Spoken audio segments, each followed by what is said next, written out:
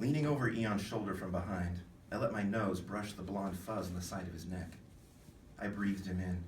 Sweet apples from his bio-scrub, the hot, sweaty tang of anger, and the delicious, warm, sour, and sweet musk that's always, only Eoniton. We're both naked, so I can feel the heat of him even as he leans away from me. His powered assault suit hangs in front of him, spread eagle in its launch rack. Similar suits hang in rows to either side where other naked men and women are performing final pre-launch checks. The suits look like bulky cerametal bears, tacked to the rack and folded open as if dissected. Eoniton fidgets with one of the massive silver clawed gauntlets and refuses to look at me. Eon, I let my fingertips brush his back. He spins to finally glare at me. My heart aches to see his disgust, but I need to talk to him. You son of a bitch, Dibe, he snaps. Right before a launch, you drop this on me? I hesitate. I always hesitate. I'm gonna say something. Say I'm sorry. Say she meant nothing to me. Explain that I had no choice. He attacks my hesitation, biting off his words. You're just gonna stand there? You're pathetic, and you were mine.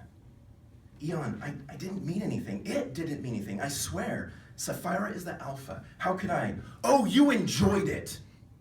His voice rings through the starship bay. I know the other troopers are listening. I know this is a bad time and place to talk, but I have to reach him. I flinch, remembering my time with her. God, no, Eon, honestly. She said it was Abby orders, that they're trying to breed a new saint, and you're the only wolf on board with a dick. Eon's neck and face flush with fury, but his scent is wounded. In the middle of the act, Sapphira had asked me to leave Eon. I can't tell him that. It's because I was converted by St. Christopher himself, and she's nothing, and I stop to look around. Worried your little bitch is listening from the bridge, he says, much too loudly. I lift a hand toward his shoulder. You're my mate. He jerks away from my touch. Am I? Funny, I don't remember a vow. That cut slices deep. He's right, but we have time, the rest of our lives, and our kind lives so long. I look at the floor and hesitate for the last time.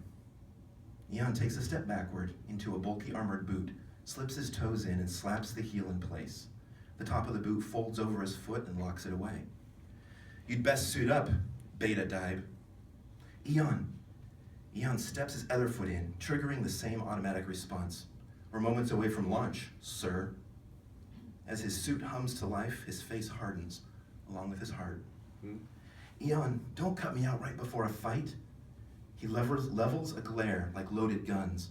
With a growl, he snaps his arms back to the sides into the waiting embrace of his suit.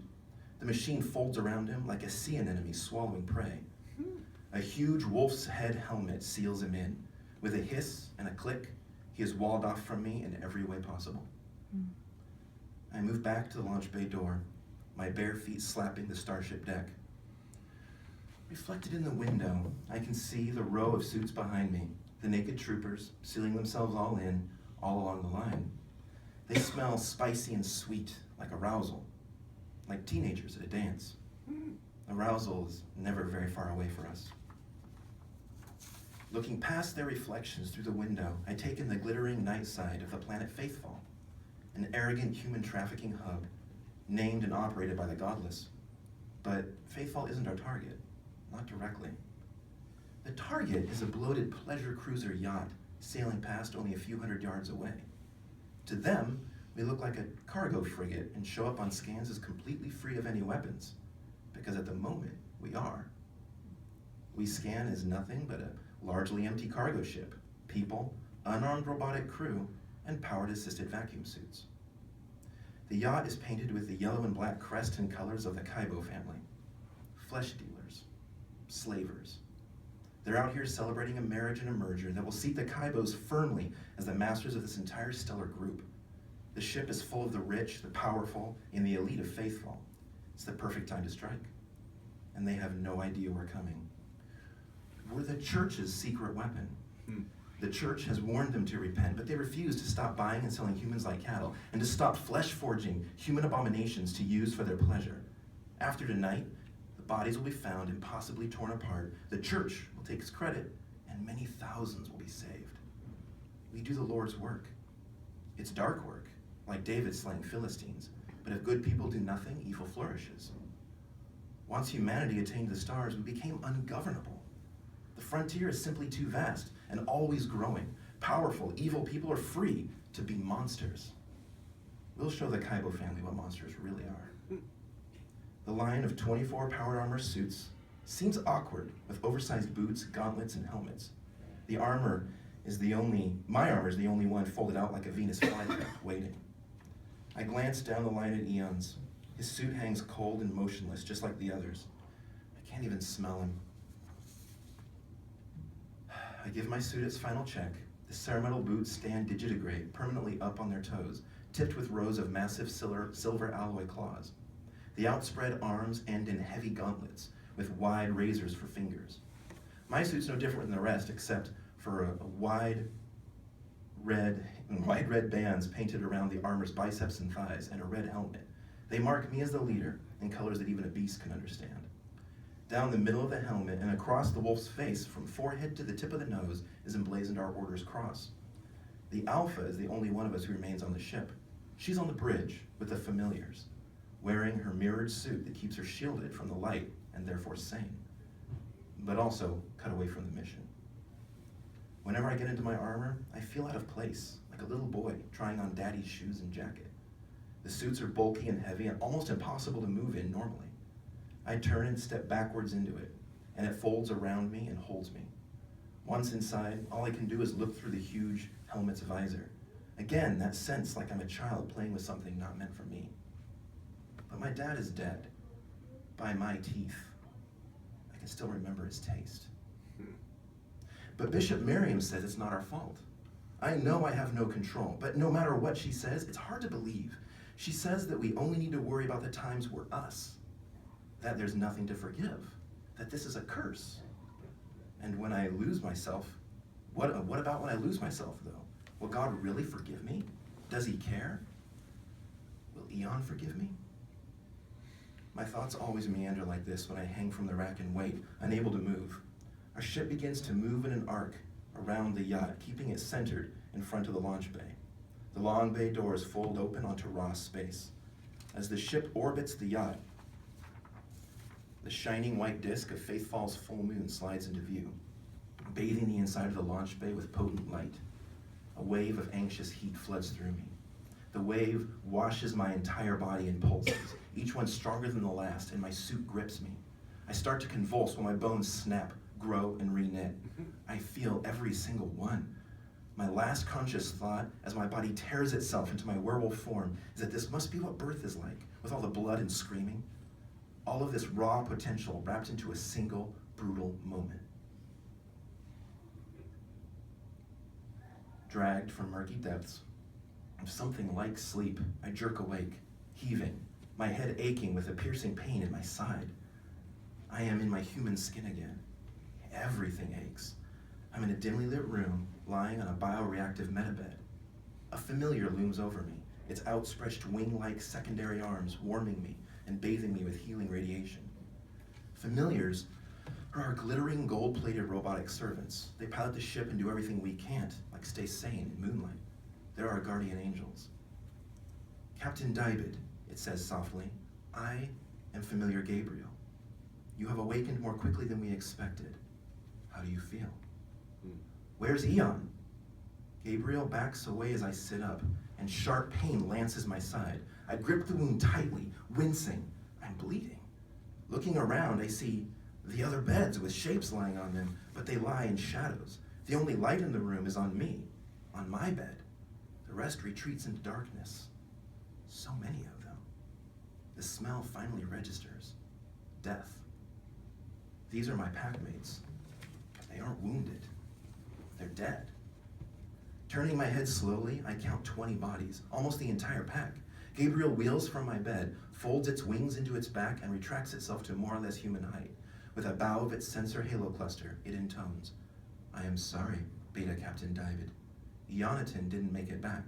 He isn't here, Beta Daib. I flail my arms, catch the edge of the bed, and I try to stand. Where is he? The agony in my side has passed my stomach and expanded up into my chest. I'm panting. Please believe us. You need to lie down. The wound in your side is silver. Lie down, and your wolf memories will return to you. You must lie down, or you will die. Silver? The torment in my chest grows. Scent of my own burnt blood thicken my nose. Silver, metallic moonlight. A cut from silver festers and burns like poison. Just touching silver singes the skin. Why something so linked to our strength should also be our weakness, I don't know. Nothing silver's allowed on our ship, except the claws of our powered armor. Although some people ignore that rule. Eon did. He hated being told what to do. I think of him, his face, and tears flow down my cheeks. Gabriel holds his shimmering wings over me again, and the pain lessens to a throb. I breathe in ragged, jagged breath and force myself through the steps of remembrance. I have to, for Eon. I love you, Eon had said to me. We were standing on a small stone walking bridge over a koi pond among luxury custom halves in the moonless world of Florin. It was our first real vacation. Well, I love you too. I grinned down at him. He's only about an inch shorter than me, but I'm bulkier, and I like to imagine I'm a lot bigger. Yeah, big dog, he said with that damn smirky smile of his, but you'll never vow. I hesitated. He kissed my hesitation away, and my breath with it. His kiss was deep, and he tasted sweet, and like Eon's mouth always tastes. I breathed him in, smelling the blueberry wine he'd had with dinner. Under that, he was sweet and sour and savory all at once. I could live off his musk. I felt his heat and his heart beating fast, and my own blood flowing. I ground into him, and he laughed and pulled away, blue eyes sparkling in the starlight as he looked around at the halves. There are people everywhere, he said with a hushed voice, still grinning. Let's give him a show. I ground into him again. He smiled up at me, the stars in his eyes, and said, big dog. My grin slipped, something in his voice. He's never this serious. I mumbled, Eon? I wish I'd come up with a good nickname for him. Anything I thought of always sounded so stupid. He interrupted my mental ramblings by holding up something wrapped in red cloth, and my nose itched. Eyes wide, I opened it. Inside lay a long silver knife with the slashed colors of St. Christopher raised in the silver hilt. He looked sheepish. His sarcastic and confident shell gone, he was just a boy in love. I'm giving you my life type. I know you're not ready to vow, and that's okay. We will someday. But now, you have my life. I figure giving you the thing that's scariest to me shows how much I trust you. I dropped the knife and wrapped him in my arms, feeling his face crush against the side of my neck. I love him more than I can say. Gabriel's voice cut through the memory. Beta died. Your theta and delta waves show a slip into nostalgia. It is important that you remember the recent battle. Now. I look up at Gabriel, vision blurred with tears. I can't remember, I say. I can't focus. With a softness and empathy in his voice that I didn't know familiars could express, Gabriel says, let me help you, Beta died. You have suffered, I know, but you must fight through this, quickly. Begin your remembrance, and I will help. With that, a soft blue light radiates from Gabriel and fills the room. My panic loses its ragged edge, and I slip into a deep remembering. I remember changing into my true form, my body ripping apart and growing, with my armored suit expanding right along with me. I can remember that I felt pain, but that's it. You see, werewolves are only memories. When we sink into the trance of remembrance, there's a sense of finally being what we really are. When we're pretending to be human, we pretend to make choices just like everybody else. Is any choice free from your past? From what you hunger for?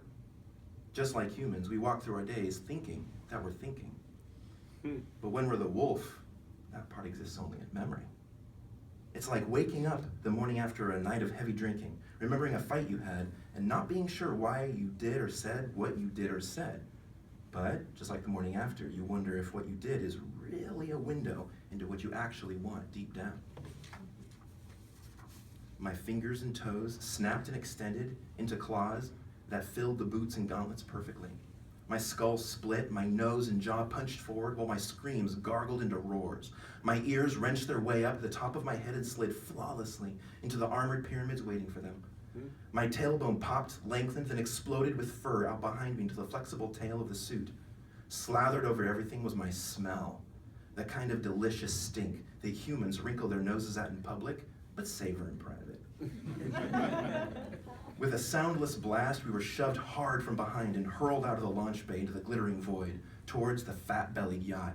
I flung my arms out wide, silver claws splayed. Inside my helmet, I tried to howl, but my mouth couldn't open all the way, and all that came out was a lusty growl. I never feel so alive as when I'm in my wolf skin. We slammed into the side of the ship like spears into a mammoth, tearing through the yacht's hull, and augured our way in. A blast of air hurled back one of my claws, and I knew I'd pierced the yacht's vacuum seal. I peeled the gap wider and crawled inside, digging my claws in to brace against the outrush of air. Alarm lights flashed in the silence. I was in someone's cabin, plush with the glint of wealth.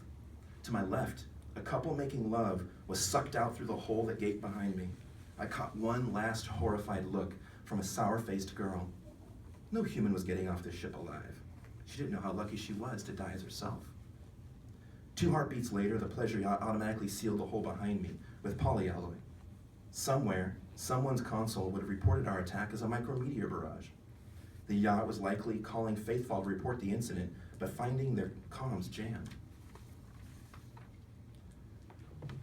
Once my suit sensed the air pressure had returned to normal, the lower forward half of my helmet retracted and my ear shields fell away. I let my jaw relax and fall open, tongue lolling, tasting the air. I smelled cinnamon, heavy floral perfume, the earthy stink of human passion, and a lingering sour hint of terror. I threw my head back and howled. 1 heartbeat later, I heard 23 howls singing back. My pack was with me on the ship. Thank you.